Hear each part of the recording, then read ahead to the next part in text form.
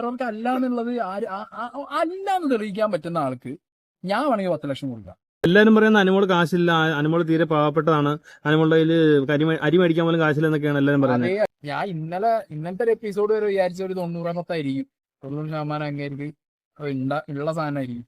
10% മാത്രമായിരിക്കും അങ്ങേർക്ക് ഒരു ഫേക്ക് എലമെന്റ് ഉണ്ടെങ്കിൽ അത് പുറത്ത് വന്നാൽ പറയുമായിരിക്കും എന്നാണ് ഞാൻ വിചാരിച്ചത്. പക്ഷെ ഇന്നത്തെ എപ്പിസോഡിൽ അങ്ങനത്തെ കാട്ടിക്കൂട്ടൽ കണ്ടപ്പോൾ 50-50 തോന്നും. കാരണം ഇത് രണ്ടുപേർക്കും ഡ്രാമ, രണ്ടും കള്ളന്മാരാണ്. കപ്പടിക്കാനുള്ള സ്ട്രാറ്റജി ആണെന്ന് തോന്നുന്നുണ്ടോ അത്? അതിനകത്ത് കപ്പടിക്കാനുള്ള സ്ട്രാറ്റജി ഇല്ലാതെ പോയത് ഞാൻ മാത്രമേ, ബാക്കി എല്ലാവരും കപ്പടി. ഞാനും രേണു സുധി വൈദവേ അനുമോളുടെ ഈ PR വർക്ക് ആണെന്നുള്ളത് തോന്നുന്നുണ്ടല്ലോ. എടാ അത് PR വർക്ക് അല്ല എന്നുള്ളത് അല്ലാന്ന് തെളിയിക്കാൻ പറ്റുന്ന ആൾക്ക് ഞാൻ വേണമെങ്കിൽ 10 ലക്ഷം കൊടുക്കാം. അല്ലാന്ന് തെളിയിച്ച മനസ്സിലായോ? ആണ് എന്നുള്ളത് എല്ലാവർക്കും പച്ച വെളിച്ചം പോലെ അറിയുന്ന കാര്യം. എടാ ഇപ്പൊ PR ഇല്ലാത്ത ആരാളെ? മുഖ്യമന്ത്രിക്കുണ്ട്, പ്രധാനമന്ത്രിക്കുണ്ട്, ഇല്ലേ? അപ്പൊ പിന്നെ ഒരു അനുമോക്കുണ്ടെങ്കിൽ എന്താ ഉണ്ടാവും? കാശുള്ളവൻ PR കൊടുക്കും. ഇനിയിപ്പോ എന്താ? എല്ലാരും പറയുന്ന അനുമോള് കാശില്ല, അനുമോള് തീരെ പാവപ്പെട്ടതാണ്, അനുമോളുടെ കയ്യില് അരി മേടിക്കാൻ പോലും കാശില്ല എന്നൊക്കെയാണ് എല്ലാരും പറയുന്നത്. അതേ അനുമോള് വീട്ടിനകത്ത് ചാണകം മെഴുകി വീട്ടിൽ കിടന്നു പറഞ്ഞു. കുറച്ചപ്പുറത്ത് നിവിനോട് വീട്ടിൽ പറഞ്ഞു ഞാൻ നല്ല ഉള്ള വീട്ടിലാന്ന്.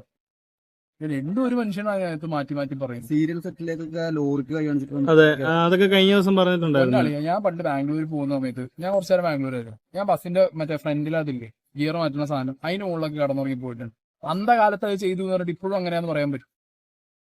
നമ്മളത് പറഞ്ഞിട്ട് കാര്യമില്ലല്ലോ. നമ്മളെ ലിവിങ് സ്റ്റാൻഡേർഡ്സും നമ്മളെ ലൈഫിൽ നമുക്ക് കിട്ടുന്ന ഒരു എബോ ആവറേജ് ലിവിങ് ഉണ്ട് എന്നുള്ളത് അത് ആക്സെപ്റ്റ് ചെയ്യാനും പറ്റണം. അത് 4 ആളോട് പറയുമ്പോൾ നമ്മൾ എന്ത് പറയാൻ പറ്റണം? ഇപ്പൊ ബ്രോ ഞാനിപ്പോ വന്നിട്ട് നിങ്ങളോട് പറയാണ് അയ്യോ ഞാൻ പണ്ടത്തെ പോലെ ആകെ അങ്ങനെ പറഞ്ഞിട്ട് കാര്യം നമ്മളെ തന്നെ ചതിക്കുകയാണ്. മനസ്സിലായോ? നമ്മൾ ഫേക്ക് ചെയ്യണം സാധനം. അനുമോൾ ഇത്ര കാലം ഇൻഡസ്ട്രിയിൽ ഇരുന്ന് ഒന്നും ഉണ്ടാക്കിയിട്ടില്ല എന്നാണെന്നുണ്ടെങ്കിൽ അനുമോൾ പണിയെടുത്ത് പോയിക്കോട്ടെ. അല്ല പിന്നെ ഇതെന്തോ ഒന്നും ഉണ്ടാക്കാതെ ഫ്രീ ആയിട്ടാ ഇത്രയും കാലം പോയതില്ല പണിക്ക്. ആകെ ചുമ്മാ അടിച്ചു വിടുന്ന സ്റ്റാർ മാജിക്കിന്റെ ഒരാളുടെ റെമ്യൂണറേഷൻ ഉണ്ടാവും ഒരു ദിവസം. ഒരു ഉദ്ഘാടനത്തിന് പോയാൽ മിനിമം 50,000 രൂപ വാങ്ങാതിരിക്കും? ഇല്ലല്ലോ. നാട് നടന്ന എന്താണെങ്കിലും ചെയ്തിട്ടില്ല ഉദ്ഘാടനത്തിന്. അതിന് അവർ നല്ല രീതിയിൽ ഏൺ ചെയ്തിട്ടുണ്ട്. ആ ഏർണിങ്സിന്റെ മുകളിൽ അവർ വീട് വെച്ചിട്ടുണ്ട്. അപ്പൊ ഞാൻ പറഞ്ഞതാ, ഒരു 30-40 ലക്ഷം രൂപേന്റെ വീട് വെക്കുന്ന ഒരാളാണെങ്കിൽ കുറച്ച് കോമൺ സെൻസ് ഉണ്ടെങ്കിൽ ഒന്നിച്ച് പൈസ എടുത്ത് കൊടുക്കും.